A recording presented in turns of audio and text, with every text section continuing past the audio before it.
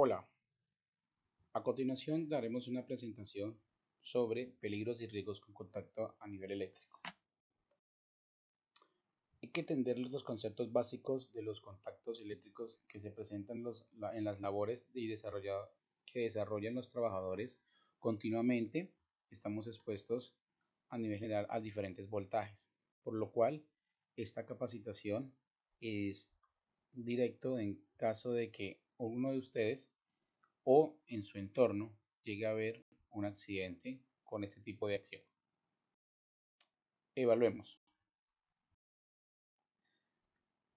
¿Cuáles son los peligros eléctricos? Son aquellos generados por la electricidad que incluyen contactos o arcos eléctricos que se puedan formar por el nivel de cortocircuitos. Esto a su vez tiene contacto con el cuerpo y puede generar lesiones cutáneas, musculares o llegando al punto más crítico, generar un daño en un órgano vital como es el corazón. Vamos a conocer los diferentes tipos de tensión. Manejamos alta tensión más igual a 25 kilovatios, media tensión de igual a menos de 25 kilovatios o más de 1 kilovatio y baja tensión menos 1 kilovatio.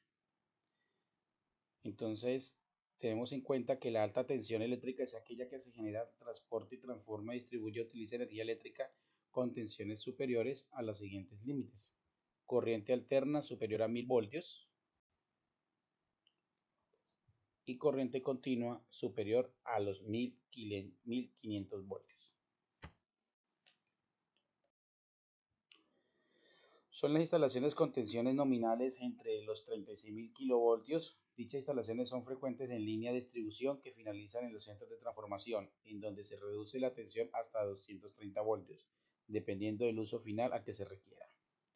Es entender que la tensión media es donde se distribuye domiciliariamente a nivel de los domicilios de nuestras viviendas. Y las de baja tensión son las que ya entran a nuestras viviendas. Entonces son de 1000 voltios menos o corriente alterna y 1500 voltios para corriente. Que la electricidad estática también podemos encontrar a nivel estático, que es la acumulación de carga eléctrica en la superficie de un objeto, y esto produce cuando los materiales se separan o se frotan entre sí, causando cargas positivas reunidas en un material y cargas negativas sobre la otra superficie.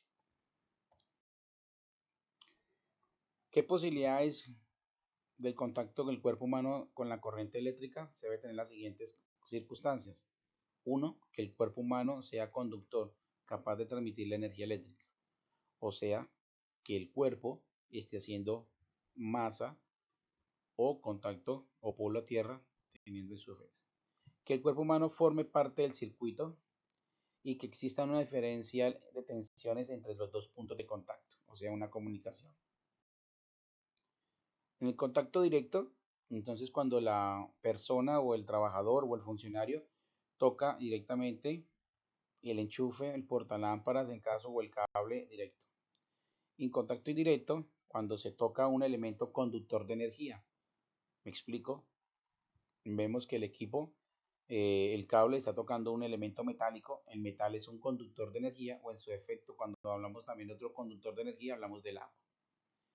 Y ahí es donde el trabajador o el funcionario puede tener contacto a nivel indirecto con la fuente generadora. Factores que intervienen en un riesgo eléctrico: la intensidad, si la corriente es alterna continua, y el recorrido si es a través del cuerpo humano. O sea, siempre la energía va a entrar en el cuerpo, no es el cuerpo humano, es un conductor. Por tal, donde como ingrese, la energía va a buscar salida.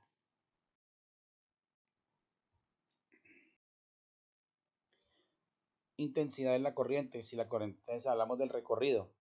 La gravedad del accidente va a estar condicionada por la trayectoria de la corriente eléctrica a través del cuerpo. Puede ser mano a mano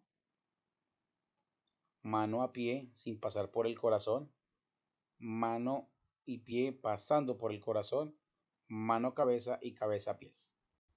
¿Por qué se toma la cabeza? Porque el cabello también hace parte de la conducción de la electricidad y nuestro cabello puede estar tocando algún tipo de elemento de superficie donde pueda servirnos como apoyo. Otro que también puede ser recurrente y nos puede generar mayor lesiones es el tiempo de exposición. Por ejemplo, vamos a manejar los 110 voltios que manejamos en nuestras viviendas.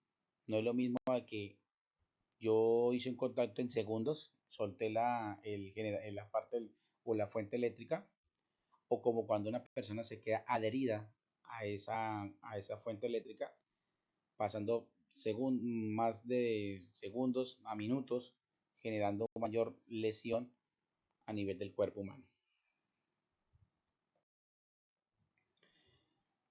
Las consecuencias de los contactos eléctricos pueden tener unas consecuencias inmediatas y no inmediatas.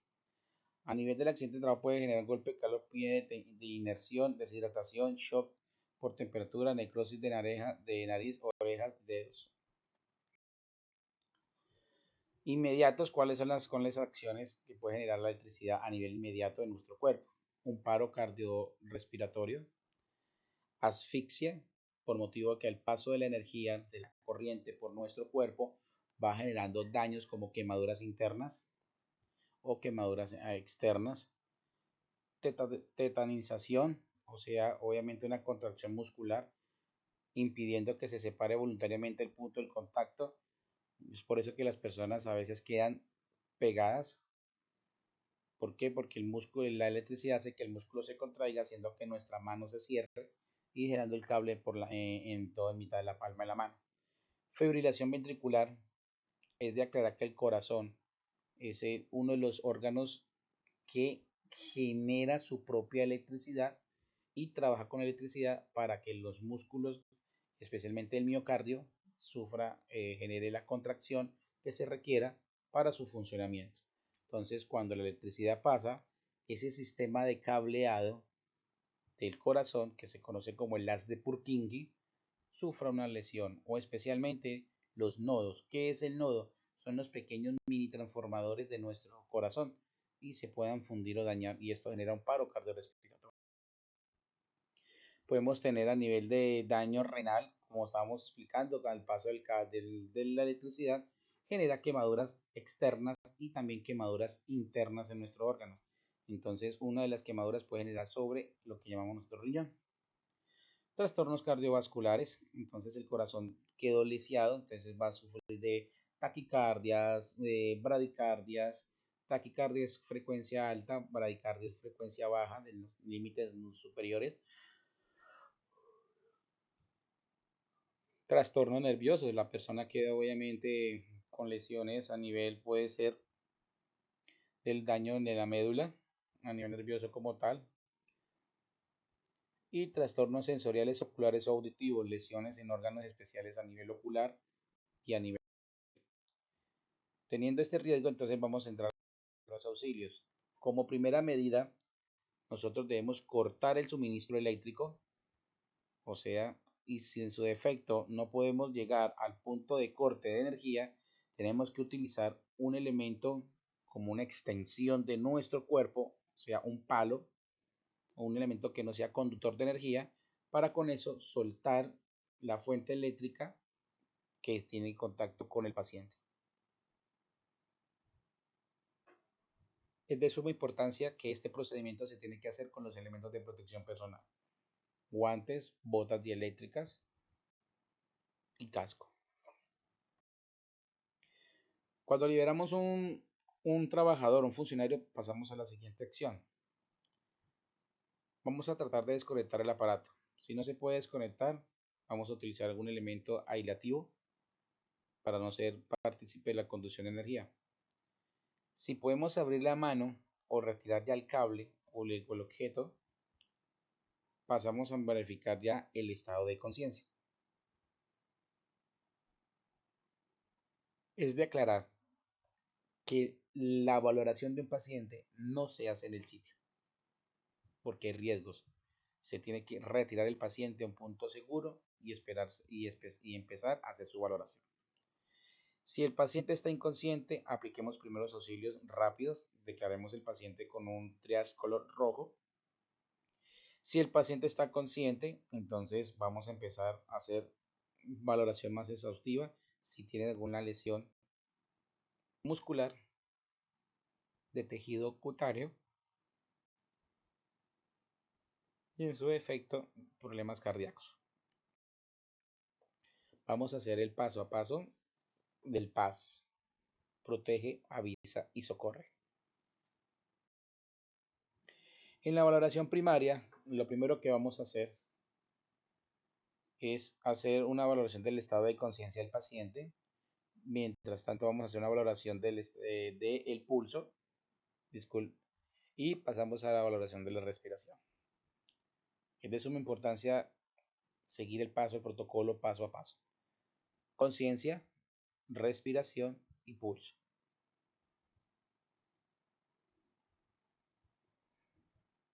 Método de respiración artificial. Revisar si la valoración, si nuestra vía aérea del paciente está despejada. Hay que dejar el paciente boca arriba con un proceso de que la cabeza del paciente quede lateralizado por si hay algún tipo de respuesta y no tengamos broncoaspiración. Masaje cardíaco o compresiones torácicas. Es cuando el paciente se declara que está inconsciente, no tiene pulso, no respira e iniciamos compresiones torácicas.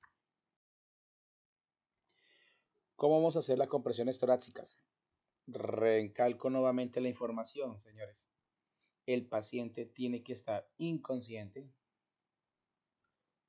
no presentar pulso, no presentar signos de respiración y activamos el servicio de emergencias médicas y a la vez vamos a empezar a realizar el proceso de RCP, reanimación cardiopulmonar.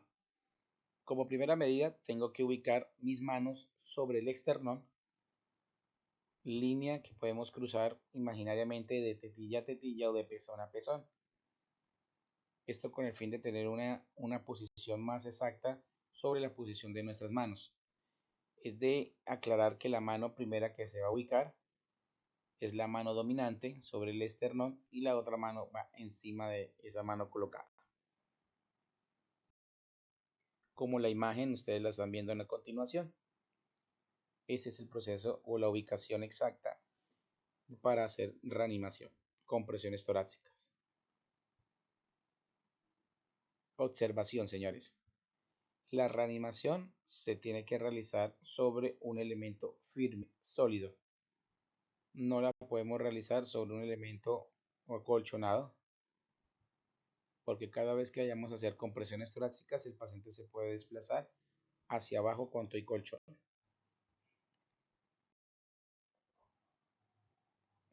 Vamos a iniciar las compresiones torácicas impulsando el tórax hacia adentro, generando que el corazón se comprima entre el esternón y la columna cervical. Esto generando que el corazón se contraiga y al devolverse se dilate nuevamente el corazón, o sea, haciendo las funciones normales del corazón. Por tal motivo se tiene que hacer las compresiones torácicas. Como dice la imagen, el tórax tiene que hundirse aproximadamente de 3 a 5 centímetros. El ritmo. El ritmo tiene que generar que en un minuto generemos 100 compresiones torácicas por minuto. Esto conlleva a lo que es la frecuencia cardíaca por minuto. La frecuencia cardíaca de un adulto oscila entre 70 a 90 latidos por minuto. Si el paciente desea realizar una respiración artificial por medio de boca a boca, se puede realizar. Tengamos en claro algo. La respiración boca a boca no es que esté prohibida. La respiración boca a boca está regulada. ¿A qué voy, señores? Si el paciente es un familiar de primera línea de consanguinidad, pues tendremos totalmente la seguridad de que vamos a hacer una reanimación con soporte ventilatorio, o sea, una respiración boca a boca, sabiendo que conocemos al paciente. Pero cuando nuestro paciente no lo conocemos en su totalidad, no sabemos su descendencia o su accionar o qué tipo de enfermedades sufra. Por tal motivo, no se puede dar respiración boca a boca. Se tendrá que utilizar un dispositivo de barrera, como es la mascarilla de no reinhalación o la mascarilla de RCP. Si vamos a dar respiraciones por minuto, entonces el ciclo oscila entre 30 compresiones por 2 ventilaciones de boca a boca o de boca a dispositivo de barrera o del BBM, que es el dispositivo que se utiliza en las unidades de urgencias. Entonces, no olvidemos, la reanimación cardiopulmonar se da de dos formas: con soporte ventilatorio, sin soporte ventilatorio, y ambas son excelentes. Soporte ventilatorio, haríamos 30 compresiones, o sea, 30 compresiones del pecho por 2 insuflaciones. No olvidemos que entre cada insuflación se tiene que dejar un intervalo de 1 segundo. O sea, di la primera ventilación, doy 1 segundo o máximo 2 y repito nuevamente la dosis de insuflación, o sea, el soporte de oxígeno.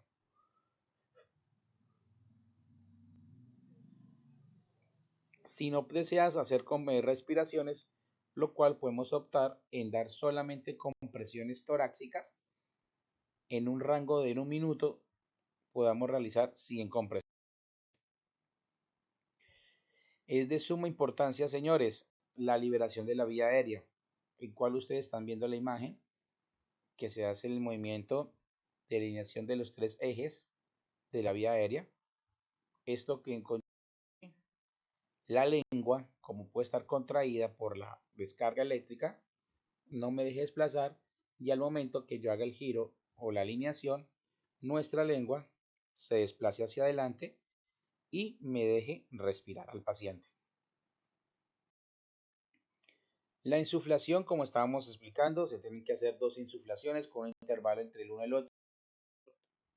Entonces, si vamos a dar ventilación, o sea, respiración, no olvidemos que son 30 compresiones. Cuando cuente 30, diga el número 30, automáticamente accedo a dar la insuflación girando la cabeza hacia atrás, como nuestra imagen nos está ilustrando, que el socorrista tiene la cabeza del paciente hacia atrás y le está dando la insuflación. Esto con que lleva a que el oxígeno pueda pasar sin el bloqueo de la lengua.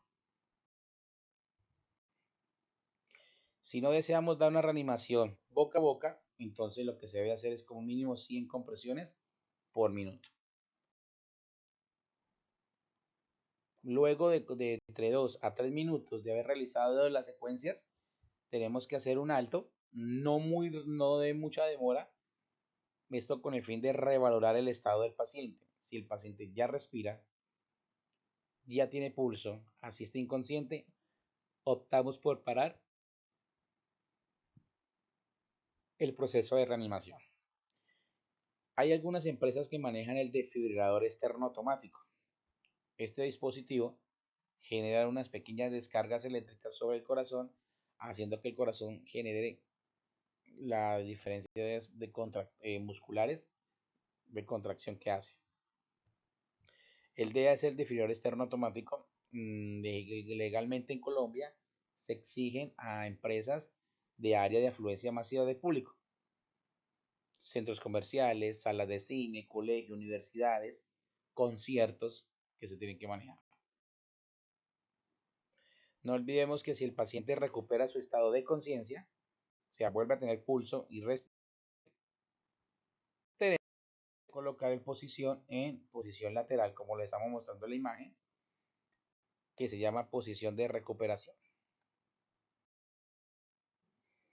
Ya después de haber recuperado el estado de conciencia, el pulso y respiración del paciente, pues pasamos a la valoración secundaria, que es hacer estabilización de las quemaduras o diferentes traumas que haya generado el paso del voltaje y la energía.